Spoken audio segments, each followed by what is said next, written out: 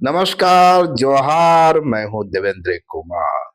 आप देखना शुरू कर चुके हैं भारत मित्र। दोस्तों, झारखंड में पेशा को लेकर सियासी घमासान हर दिन तेज होता जा रहा है और कई तरह के दावे प्रति दावे सामने आ रहे हैं। इसके साथ ही कानून की जो जटिलता है और उसके जो प्रावधान है, अब उसको लेकर भी बहस तेज हो चुकी है। इस वक्त हमारे साथ हैं सुधीर पाल जी। बताने की जरूरत नहीं है कि सुधीर पाल जी पिछले 3 दशकों से आदिवासी मूलवासी समाज के जो मुद्दे रहे हैं, ना सिर्फ उन मुद्दों को प्रखरता से उठाते रहे हैं, बल्कि विभिन्न पत्र पत्रिकाओं के माध्यम से उसे एक निश्चित दिशा देने की कोशिश भी करते रहे हैं। सुधीर पाल जी ने आज से 2 दिन पहले फेसबुक पेज पे पेशा एक्ट को लेकर एक टिप्पणी की है और उस टिप्पणी के बाद जो पेशा कानून को लेकर बहस जो था वो एक नई दिशा में भी बढ़ता दिख रहा है। तो इस वक्त हमारे साथ सुधीर पाल जी हैं और उनसे ही जानने की कोशिश करते हैं कि आखिर पेशा एक्ट को लेकर आदिवासी मूलवासी समाज के बीच या दूसरे समाजों के बीच इतनी भ्रांतियां क्यों हैं और उसकी सच्चाई क्या है। सुधीर पाल जी, आपका बहुत बहुत शुक्रिया, आपने समय दिया जी। आपका पेज मैं देख रहा था जी, जो फेसबुक पेज है, उसमें एक चीज आप लिखते हैं और जो बड़ा बहस का मुद्दा हो सकता है। आप लिखते हैं कि पेशा कानून में समुदायों की परंपरा की बात की गई है। समुदायों की परंपरा माने उस पेशा क्षेत्र में जो लोग भी रहते हैं, जो भी कम्युनिटी रहती है, उसकी परंपरा की बात की गई है। स्पेसिफिक आदिवासी परंपरा या आदिवासी समूह की परंपरा का कहीं कोई जिक्र नहीं है, कुछ एक अपवादों को छोड़कर। क्या है बिल्कुल। देखिए, मुझे लग रहा है कि मैंने जो अपने फेसबुक पेज पर लिखा, तो चूंकि हमारे कई मित्र हैं जिनके मन में अलग अलग तरह के विचार आते रहते हैं और कई लोगों की कई भ्रांतियां भी हैं, है ना? कुछ आदिवासी संगठनों की समझ ये है कि पेशा का कानून सिर्फ आदिवासी या अनुसूचित जनजातियों के लिए ही है। उसी ढंग से आप देख रहे होंगे, पिछले दिनों सदान विकास मोर्चा का एक बयान आया था प्रेस कॉन्फ्रेंस के दौरान, जिसमें उन्होंने कहा था कि पेशा लागू होगा तो सदानों का अस्तित्व मिट जाएगा और हम किसी कीमत पर इसको लागू नहीं होने देंगे। तो मुझे लगा कि ये दो एक्सट्रीम जो हैं, एक तरफ कुछ आदिवासी संगठन हैं जो ये कहते हैं कि गैर आदिवासियों को पेशा के मुद्दे पर नहीं बोलना चाहिए, इसलिए नहीं बोलना चाहिए कि उनका वास्ता पेशा से नहीं है। और दूसरी ओर सदान संगठनों का कहना है कि भाई इससे हमारा अस्तित्व मिट जाएगा।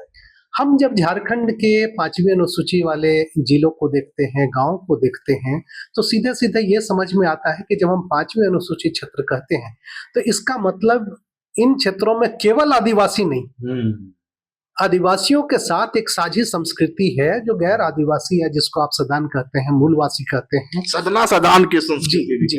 तो ये इसका मतलब क्या है कि ये सदियों से आदिवासी और गैर आदिवासी बहुत ही सौहार्दपूर्ण ढंग से और साझी संस्कृति विरासत को साझा करते हैं। तो मुझे लगा कि लोगों की समझ या भ्रम जो है उसको दूर करने के लिए इस पर बात की जानी चाहिए।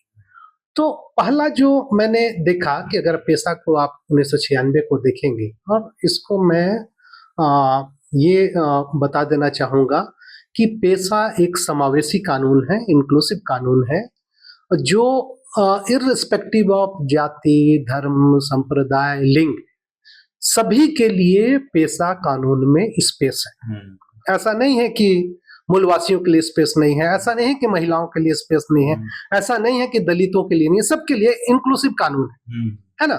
और मुझे फक्र है कि जो लोग भी पेशा की ड्राफ्ट कमेटी में रहे होंगे वो निश्चित तौर पर बेहद संवेदनशील लोग रहे होंगे और उनको ये समझ रही होगी कि जब हम अनुसूचित क्षेत्र कहते हैं तो केवल आदिवासी यहाँ नहीं है, आदिवासियों के साथ मूलवासी और कारीगर जातियां और दूसरी जातियां भी बड़ी संख्या में यहाँ हैं जो सदियों से रह रही हैं और इस क्षेत्र के बनाने में उनका भी उतना ही श्रेय है, उनका भी उतना ही कंट्रीब्यूशन है, उनकी भी उतनी ही हिस्सेदारी है जितनी आदिवासियों की।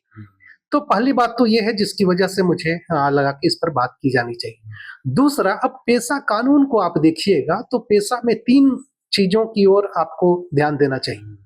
पहला जो ग्राम सभा है, तो ग्राम सभा अपने आप में इंक्लूसिव है। इंक्लूसिव कहने का मतलब कि वो सिर्फ आदिवासियों की ग्राम सभा की बात नहीं करता है, वो ऐसी ग्राम सभा की बात करता है जिसका एकमात्र पैमाना ये है कि उस गांव में रहने वाले जो भी लोग हैं जिनका मतदाता सूची में नाम है, चाहे वो किसी भी जात धर्म संप्रदाय से बिलोंग करते हो, तो इसलिए मैंने कहा इंक्लूसिव है। दूसरा, अगर आप देखेंगे तो पेशा के अंतर्गत जो त्रिस्तरीय पंचायती राज व्यवस्था की बात की गई है, तो इसमें एकल पदों को छोड़ दे, यानी अध्यक्ष पदों को छोड़ दे जो आदिवासी अनुसूचित जनजातियों के लिए आरक्षित किए गए हैं। अन्यथा आबादी के अनुपात में आरक्षण की बात त्रिस्तरीय सभी स्तरों में सभी पदों पर दी गई है, सिर्फ अध्यक्ष के पद को छोड़कर। और उसमें यह जरूर कहा गया है कि अनुसूचित जनजातियों के लिए जो आरक्षण होगा वो 50% से कम नहीं होगा, है ना। इसका मतलब कि पेशा के क्षेत्र में जो त्रिस्तरीय पंचायतें, ग्राम पंचायत, पंचायत समिति और जिला परिषद है, वहां भी मूलवासियों की बात करें, सदानों की बात करें, अल्पसंख्यकों की बात करें, तो उनके लिए पर्याप्त जगह निकाली गई है ना।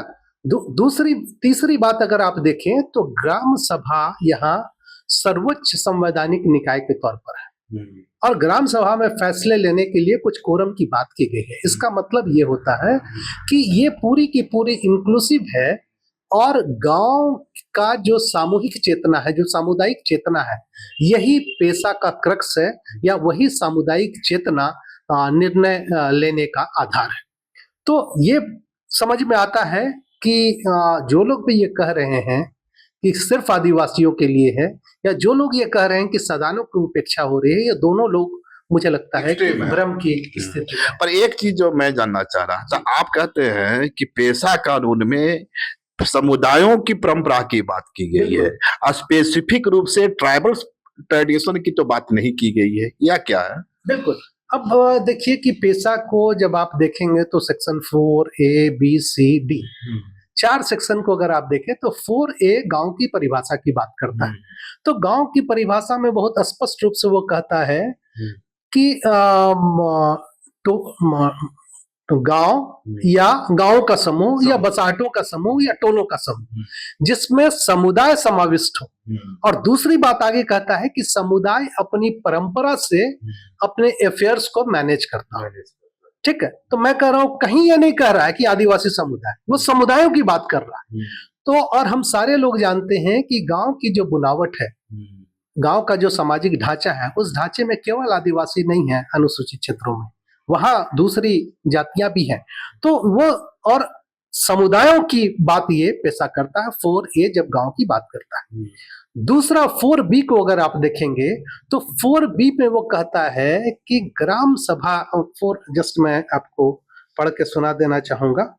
4B जो है ना, 4B जो कहता है, सॉरी, 4A जो कहता है वो कह रहा है कि पंचायतों के बारे में कोई भी राज्य कोई ऐसा विधान नहीं बनाएगा जो समुदायों की परंपरा, रीति रिवाज, उपासना पद्धति, रूढ़ी के अलग हो, समुदायों की परंपरा। तो इसका मतलब कि समुदाय जो है और सदियों से जो समुदाय रह रहा होगा, तो ऐसा नहीं है कि केवल आदिवासी समुदायों की ही परंपरा। हाँ, इसमें तो सारे जो भी दलित हो, सदान हो, समुदायों की अपनी परंपरा है, रीति रिवाज है, उपासना पद्धति है, सब कुछ है। ऐसा नहीं है कि केवल आदिवासियों की परंपरा है।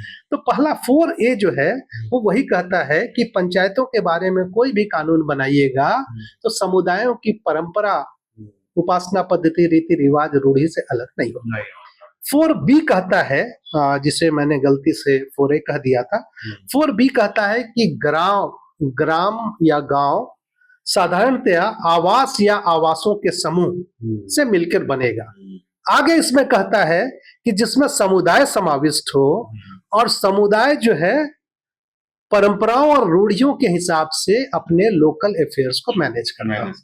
इसका मतलब कि गांव में अगर मान लीजिए मुंडा के साथ साथ 100 परिवार कुर्मियों की है ना, या तुर्कों की है, सरदारों की, जिसकी भी है, तो वो अपनी परंपराओं के हिसाब से अगर मैनेज कर रहा है लोकल अफेयर्स को और समुदाय समाविष्ट हो, तो वो 4B के तहत जो है वो पेशा के अंतर्गत उसको उतना ही अधिकार है जितना दूसरे समुदायों को है।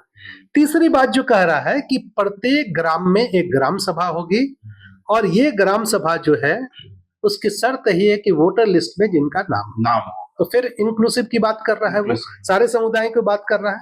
और चौथा कह रहा है कि प्रत्येक ग्राम सभा परंपराओं और रूढ़ियों, उनकी सांस्कृतिक पहचान, समुदाय के संसाधनों और विवाद के निपटाने के रूढ़ी जन्य ढंग का संरक्षण और परिरक्षण के लिए योग्य होगा। इसका मतलब कि जो भी समुदाय है वो समुदाय अपनी परंपरा, अपनी रीति रिवाज, अपनी विरासत को संरक्षित करने, संवर्धित करने, उसको व्यवहार में लाने के लिए स्वतंत्र होता है। ठीक है, तो ये 4 प्रावधान सीधे सीधे अगर आप देखेंगे तो समुदायों की बात करता है। अगर आगे हम देखेंगे तो सिर्फ 3 जगह अनुसूचित जनजातियों की बात की गई है। पहला अगर आप देखेंगे तो 3 जगह जहां अनुसूचित जनजातियों की बात की गई है वो मैं आपको बता देना चाहूंगा।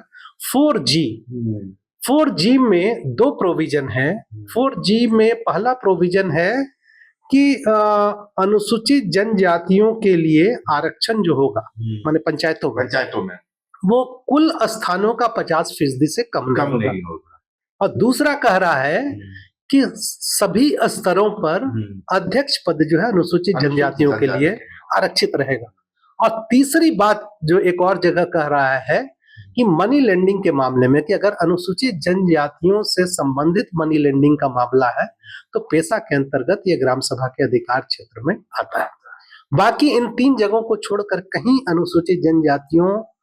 अनुसूचित जनजाति समुदाय की बात नहीं की गई है। हर जगह समुदायों की बात की गई है। और ये बहुत व्यवहारिक भी है कि हम सारे लोग देख रहे हैं, अपने आसपास आप देखेंगे तो अनुसूचित क्षेत्र ऐसा नहीं है कि जहाँ 100% आबादी अनुसूचित जनजातियों की है। तो इस आपके इस आलेख के बाद तो जो सदान समाज में एक भ्रांति फैल रही थी कि पेशा एक्ट उनके अधिकारों का उल्लंघन है और दावा यह किया जा रहा था कि पेशा एक्ट मेजोरिटी पे माइनॉरिटी का शासन है, वह तो एक भ्रांति सिद्ध होती है। बिल्कुल, इसलिए तो मैंने कहा ना कि पेशा के साथ दिक्कत ये रही कि जो हमारे पॉलिटिकल एक्टिविस्ट हैं, जो हमारी सरकार के लोग हैं, जो पॉलिसी मेकर्स हैं, वो अपनी राजनीतिक नफा नुकसान की दृष्टि से पेशा को इस्तेमाल करते रहे हैं और भ्रम ये लोगों के बीच फैला है कि पेशा का मतलब सिर्फ आदिवासी होता है। ठीक है ना, तो अच्छा भ्रम फैला। इतना ही नहीं, अब ये मुझे बताइए कि 2001 की जनगणना को अगर आप देखेंगे तो मेरे पास जो आंकड़ा है उसके हिसाब से 922 गांव ऐसे हैं जहां अनुसूचित क्षेत्र के जहां आदिवासियों की आबादी 10% से भी कम है। 10% से भी कम जी। और 1658 गांव ऐसे हैं जहां आदिवासियों की आबादी शून्य है। 5वीं अनुसूची वाले गांव की बात मैं कह रहा हूँ। 2011 और 21 में निश्चित तौर पर यह आंकड़ा और भी गिरा होगा। तो इसका मतलब क्या है कि पेशा की अनिवार्य शर्त है कि मूलवासी, आदिवासी, सदान और जो भी अनुसूचित क्षेत्र में रह रहे हैं उनकी सामुदायिक चेतना से ही पेशा गांव में गणराज्य स्थापित कर पाएगा या गांव की स्वशासी व्यवस्था को बेहतर कर पाएगा।